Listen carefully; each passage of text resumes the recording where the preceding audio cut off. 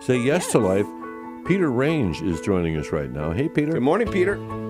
Hi, Pete. Hello.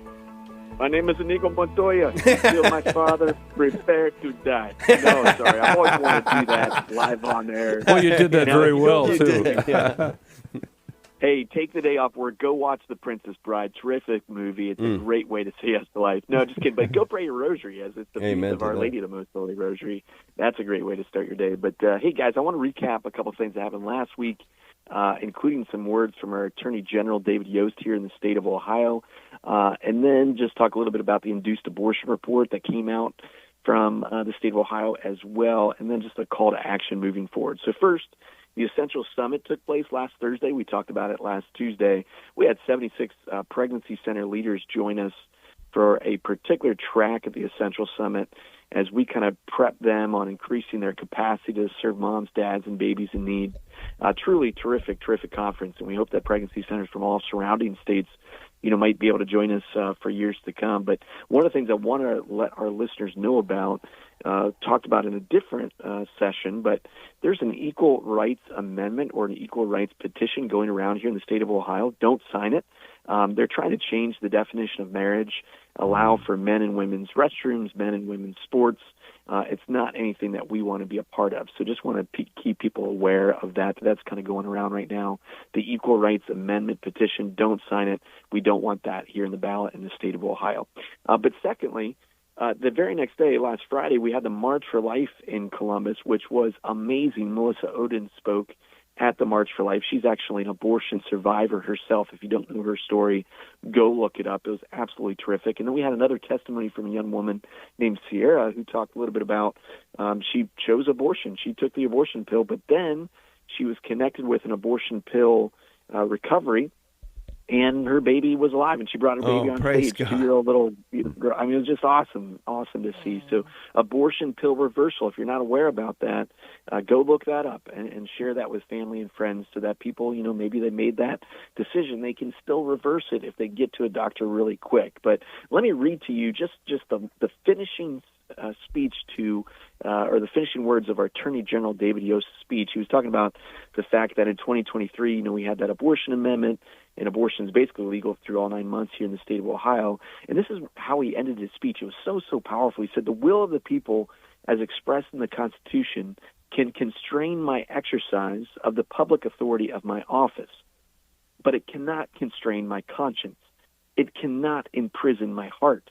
And as long as God gives me breath, it will not silence my voice. My friends, let us then be strong and very courageous." So terrific to have a public official stand up and say, look, I am going to continue my pro-life convictions in every way possible I can. So not only having Bishop Fernandez there and Bishop Thomas lead us in an opening prayer, but to have our Attorney General so powerfully stand for life was really awesome. And we need that today because, number 3, the Ohio Abortion Report came out. It's the 2024 Induced Abortion Report. So we're a little bit behind getting the abortion report out. Thankfully, through some legislation that we passed at the State House, that's not going to be the case anymore. But we did learn 21,829 reported abortions in the state of Ohio in 2024. It's just simply a tragedy. Each one of those numbers represents a human soul that was meant to live here into eternity, and unfortunately their life has been snuffed out. Now, those are just the abortions we know about as well, because we know that the majority of abortions are happening now through the mail. Women are getting the abortion pill delivered to their dorm room, to their house. They're taking the abortion pill and they're flushing their children down the toilet. So many abortions aren't even being reported today. But again, of the abortions that are being reported, sadly, 41% of those abortions occurred after the baby's heartbeat. Now, we believe life begins at conception, but we've done so much educating on the heartbeat of the child, and but 41% taking place after the baby's heartbeat was detected. Just really sad.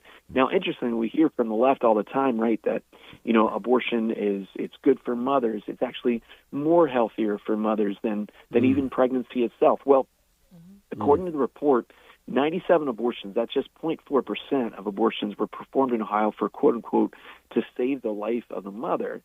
But in fact, more abortions, 186, resulted in complications for the mother.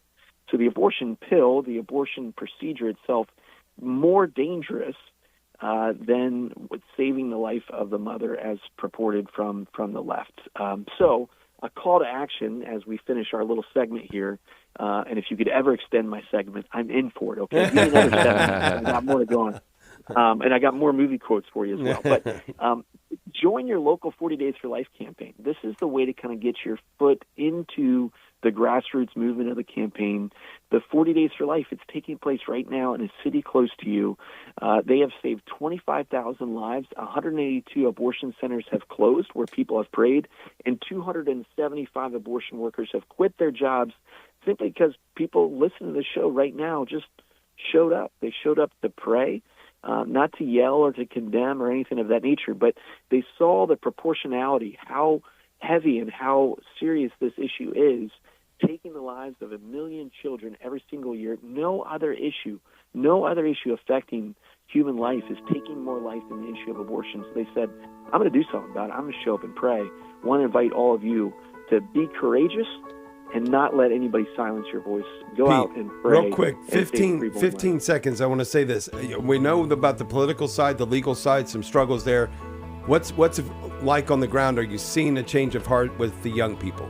15 seconds. The young people, incredible enthusiasm. It was filled with young people at March for Life. The young generation is going to lead us into the future.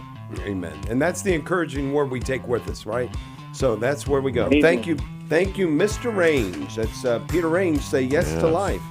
40daysforlife.com. It's 40 days for life.